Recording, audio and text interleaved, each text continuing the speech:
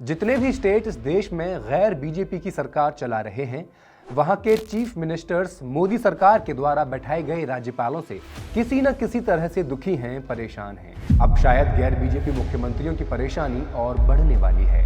कोई भी बिल पर फैसला करने के लिए अब तक राज्यपालों के पास 3 महीने का समय होता था, लेकिन सुप्रीम कोर्ट ने सलाह दी है कि राज्यपालों को कोई समय सीमा के भीतर कैद नहीं करना चाहिए, न ही राष्ट्रपति को। इसका मतलब साफ साफ यही हुआ कि अब राज्यपाल कोई भी बिल सालों तक अटका सकते हैं। और सबसे बड़ी बात, ये सलाह सुप्रीम कोर्ट ने ऐसे ही नहीं दी है। इंडियन कॉन्स्टिट्यूशन के अनुच्छेद 143 का प्रयोग करते हुए राष्ट्रपति द्रौपदी मुर्मू ने सलाह मांगी थी। क्यों मांगी थी, क्या जरूरत पड़ी? क्या ये एक तरीका है जहां जहां बीजेपी की सरकार नहीं है उन राज्यों में काम रोका जा सके, सारी पावर राज्यपाल के हाथों में दी जा सके? क्या ऐसे केंद्र की जीत और जनता की हार मान लिया जाए? पूरा मामला क्या है, इंटरेस्टिंग है। फैक्ट्स एंड फिगर्स के इस एपिसोड में आई विल एक्सप्लेन। नमस्कार, मैं हेमंत और आप मॉलिटिक्स देख रहे हैं। दरअसल केंद्र द्वारा बैठाए गए अपने राज्यपालों से परेशान तमाम मुख्यमंत्रियों में से एक हैं तमिलनाडु के सीएम एम.के. स्टालिन का उनके गवर्नर आर.एन. रवि पर यह आरोप था कि उन्होंने 10 से ज्यादा बिलों को बिना किसी रीजन के रोक कर रखा हुआ है, उन्हें पास नहीं कर रहे हैं। ये कॉन्स्टिट्यूशनली गलत है। बार बार कंप्लेन की गई, फिर भी जब कार्रवाई नहीं हुई तो स्टालिन सुप्रीम कोर्ट के दरवाजे तक गए और कहा, गवर्नर रवि कॉन्स्टिट्यूशन के आर्टिकल 200 का वायलेशन कर रहे हैं, जो कहता है कि राज्यपाल कोई भी बिल 3 महीने तक अपने पास रिजर्व रख सकता है, उसके बाद उसको कोई ना कोई फैसला तो लेना पड़ेगा। सुप्रीम कोर्ट की जस्टिस जे.बी. पारदीवाला और आर. महादेवन की बेंच ने दोनों पक्षों के आर्ग्यूमेंट सुने और अप्रैल में एक वर्डिक्ट दिया कि गवर्नर्स विधेयकों यानी बिल्स को अपनी मर्जी के मुताबिक समय तक रोक कर नहीं रख सकते। भला हो जस्टिस जे.बी. पारदीवाला और आर. महादेवन का जो ऐसा आदेश दिया। कहा गया कि गवर्नर्स को बिल पास होने के दिन से ही मैक्सिमम 1 से 3 महीने के अंदर कोई ना कोई तो डिसीजन लेना होगा। अगर बिल को मंजूरी नहीं देते हैं तो उसका रीजन बताना होगा, कंपलसरी हो जाएगा। और अगर इसके बाद विधानसभा फिर से विचार करके दोबारा बिल पास करती है, अगर कैंसिलेशन की स्थिति में, तो फिर तो गवर्नर को मंजूरी देनी ही होगी। किसी भी कारण से गवर्नर दिए गए टाइम फ्रेम में ऐसा नहीं करते तो इसे डीम्ड एसेंट माना जाएगा, यानी मंजूर मान लिया जाएगा। ऐसा नियम सुना दिया था। अब होता यह है कि राज्यपाल किसी बिल को या तो पास कर सकता है, या तो खारिज कर सकता है, या उसे प्रेसिडेंट के पास भेज सकता है। अगर प्रेसिडेंट के पास भेजता है उस केस में क्या होगा, तो वर्डिक्ट में यह भी लिखा था कि प्रेसिडेंट के पास आने वाले बिल पर भी 3 महीने में डिसीजन लेने का आदेश है। कहा गया था कि अगर प्रेसिडेंट को लगे कि कोई प्रस्तावित कानून केंद्र के किसी एक्ट से टकरा रहा है तो उन्हें बिल सुप्रीम कोर्ट में रेफर करना होगा, ताकि इंडिया का फेडरल स्ट्रक्चर सही से काम करता रहे और स्टेट गवर्नमेंट का काम भी चलता रहे।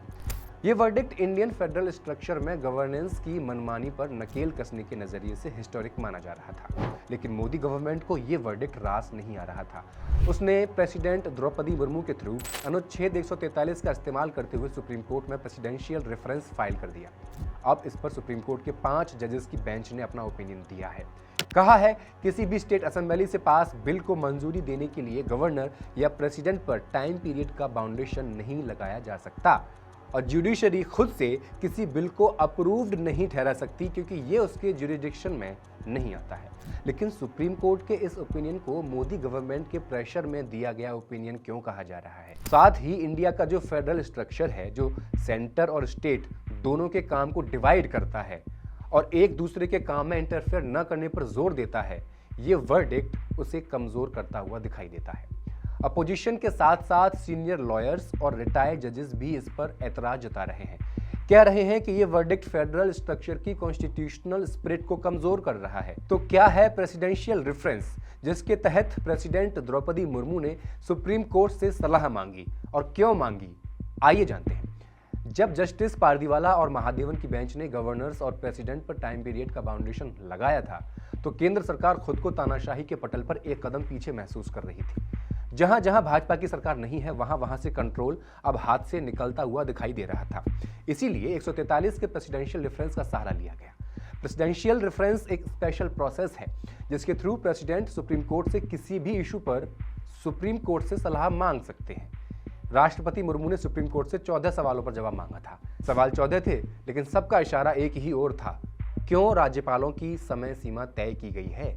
क्यों राष्ट्रपति की समय सीमा तय की गई है? ये सारे सवाल आपकी स्क्रीन पर हैं। वीडियो पॉज कीजिए और ध्यान से पढ़ लीजिए। जैसे दूसरा प्रश्न ज्यादा साफ लग रहा है। जब गवर्नर के पास कोई बिल भेजा जाता है तो क्या गवर्नर कैबिनेट की सजेशंस को मानने के लिए बाध्य है? ऐसा लग रहा है इन प्रश्नों को पढ़कर कि सुप्रीम कोर्ट को कोई नसीहत दी जा रही है। सवाल उठता है, क्या कोई खेल खेला गया है केंद्र के द्वारा ताकि तमिलनाडु राज्य बनाम राज्यपाल वाले वर्डिक्ट को बदलवाया जा सके? क्योंकि इसका अंत ऐसा ही कुछ लग रहा है। सुप्रीम कोर्ट ने फिक्स टाइम पीरियड में मंजूरी देने के फैसले को खारिज करने की सलाह दे दी है। सुप्रीम कोर्ट ने कहा कि कॉन्स्टिट्यूशन में जुडिशरी और लेजिस्लेचर दोनों की अपनी अपनी हदें तय हैं। कोई भी कोर्ट गवर्नर या प्रेसिडेंट को इसके लिए मजबूर नहीं कर सकता कि वो किस बिल पर कितने दिनों में फैसला करेगा। ऐसा करना सेपरेशन ऑफ पावर्स के सिद्धांत को चोट पहुंचाएगा, ऐसा कहा गया। अगर जुडिशरी ऐसी डेडलाइन तय करती तो ये उन अधिकारों में दखल होगा जो पूरी तरह गवर्नर और प्रेसिडेंट के लिए फिक्स्ड हैं। अगर गवर्नर या प्रेसिडेंट किसी बिल को मंजूर करने में देरी भी करता है तो वो अपने आप कानून नहीं बन सकता और न ही जुडिशरी ऐसे बिल्स को कानून बनाने का आदेश दे सकती है, ये भी सुप्रीम कोर्ट ने बोला है। कोर्ट ने यहाँ तक कह दिया है कि किसी भी बिल पर गवर्नर या प्रेसिडेंट की तरफ से लिया गया डिसीजन कोर्ट में चैलेंज नहीं किया जा सकता। जुडिशियल दखल तभी हो सकता है जब बिल कानून की शक्ल ले ले, यानी राज्यपाल या राष्ट्रपति उस पर मोहर लगा दे। अगर स्टेट असेंबली किसी बिल को पुनर्विचार के लिए वापस गवर्नर को भेज दे, तब भी गवर्नर के पास पावर है कि वो बिल को प्रेसिडेंट के पास रेफर कर सकते हैं। ये सब कहते हुए बेंच ने यह भी साफ किया कि गवर्नर के पास किसी भी बिल पर कार्रवाई करने के सिर्फ 3 ऑप्शंस हैं। पहला, वो बिल को पास कर दे, दूसरा पुनर्विचार के लिए असेंबली को भेज दे और तीसरा प्रेसिडेंट के पास भेज दे। कोर्ट ने अपने फैसले में आर्टिकल 200 और 201 में बनाए गए डायलॉजिक प्रोसेस डिटेल में डिस्कस किया। बेंच ने कहा कि इंडियन कॉन्स्टिट्यूशन का ये पूरा सिस्टम सलाह मशवरा, समझाने बुझाने, बातचीत, मध्यस्थता और कंसल्टेशन पर आधारित है। ये इंडिया के फेडरल सिस्टम की बेहद खास पहचान है। फेडरलिज्म कॉन्स्टिट्यूशन के बेसिक स्ट्रक्चर का हिस्सा है, इसलिए इससे हटकर कोई भी चीज़ स्वीकार नहीं की जा सकती। लेकिन कॉन्स्टिट्यूशन ने किसी वन साइज फिट्स ऑल यानी हर बिल पर एक जैसी टाइमलाइन तय करने का कोई रूल नहीं बनाया है। इसलिए अगर कोई कोर्ट ऐसा तय करे तो ये डायरेक्ट लेजिस्लेचर की राइट्स में इंटरफेरेंस होगा। इसलिए तमिलनाडु वाले फैसले में जो टाइमलाइन का हिस्सा था उसे सिर्फ एक सजेशन की तरह देखा जाना चाहिए। अब आप एक तरह से सोचें तो कोर्ट कह रहा है कि जुडिशरी और लेजिस्लेचर की अपनी हदें हैं, किसी को भी दखल नहीं करना चाहिए। लेकिन अनुच्छेद 143 के तहत सलाह देना भी क्या दखल माना जा सकता है? ये सवाल ऐसे ही बस दिमाग में आ जाता है। बेंच ने तर्क दिया था कि समय सीमा लगा देने वाला आदेश हर बिल और मुद्दे की कॉम्प्लेक्सिटी को बिना देखे एक जैसी टाइमलाइन सेट करता है। दूसरा, इस टाइमलाइन के खत्म होने पर कोर्ट में शिकायत करने का अधिकार पैदा हो जाता है, तो जो गवर्नर और प्रेसिडेंट के अधिकार हैं उनका वायलेशन होता हुआ दिखाई देता है। सुप्रीम कोर्ट की सेपरेशन ऑफ पावर्स की बात सही है। फेडरल स्ट्रक्चर के नाम पर सहयोग और तालमेल की बातें सुनने में बड़ी अच्छी लगती हैं, लेकिन रियलिटी बहुत इससे अलग है। आज जिस भी स्टेट में भाजपा के अलावा किसी पार्टी की सरकार है, उन्हें काम नहीं करने दिया जाता है। बिल्स को पास करने में गवर्नर और प्रेसिडेंट के थ्रू अड़ंगा लगाया जा रहा है। अब अगर किसी स्टेट गवर्नमेंट को काम ही नहीं करने दिया जाएगा, उसकी शक्तियों का बार बार वायलेशन किया जाएगा, भेदभाव किया जाएगा, तो फेडरल स्ट्रक्चर की स्प्लिट कैसे जीवित रह सकती है? जुडिशरी को कॉन्स्टिट्यूशन ने जिम्मेदारी दी है कि वो एक चेक एंड बैलेंस बनाकर रखे, सभी अपना काम करें, कोई किसी की शक्तियों का वायलेशन न करे, संविधान के साथ खिलवाड़ न हो, इसकी जिम्मेदारी भी है। तो जस्टिस जेबी पारदीवाला की बेंच के फैसले को इसी लिहाज से ऐतिहासिक माना जा रहा था। लेकिन सुप्रीम कोर्ट ने अपने नए फैसले में कहा कि गवर्नर अपने हर काम के लिए कैबिनेट की सलाह लेने के लिए भी बाध्य नहीं है, खास करके तब जब उसे किसी बिल पर डिसीजन लेना हो। गवर्नर कोई रबर स्टाम्प नहीं है। बिल को एक्ट बनने से पहले उसके पास आर्टिकल 200 के अंडर 3 ऑप्शंस हैं और बिल्स पर गवर्नर के सोच विचार की वैल्यू भी है। इसलिए कोर्ट गवर्नर की बुद्धिमत्ता की जगह खुद फैसला नहीं ले सकती। गवर्नर या राष्ट्रपति के फैसले, स्पेशली आर्टिकल 200 और 201 से जुड़े, कोर्ट में चैलेंज नहीं किए जा सकते। अगर जुडिशरी इस स्टेज पर दखल देगी जहां गवर्नर बिल पर कार्रवाई की प्रक्रिया शुरू ही कर रहा है, तो यह सेपरेशन ऑफ पावर्स तोड़ने जैसा होगा। लेकिन अगर गवर्नर बहुत लंबे समय तक बिना वजह 10-10 साल तक, अगर अनलिमिटेड टाइम तक कोई एक्शन नहीं लेता है किसी बिल पर, तो कोर्ट इंटरफेयर कर सकती है, ये प्रावधान भी है। लेकिन ये लिमिटेड जुडिशियल रिव्यू होगा। तो अंत में सुप्रीम कोर्ट की इस बेंच ने कहा कि तमिलनाडु मामले में दिया गया ये फैसला गलत है कि गवर्नर सिर्फ कैबिनेट की सजेशंस और हेल्प से ही कोई कार्रवाई कर सकता है।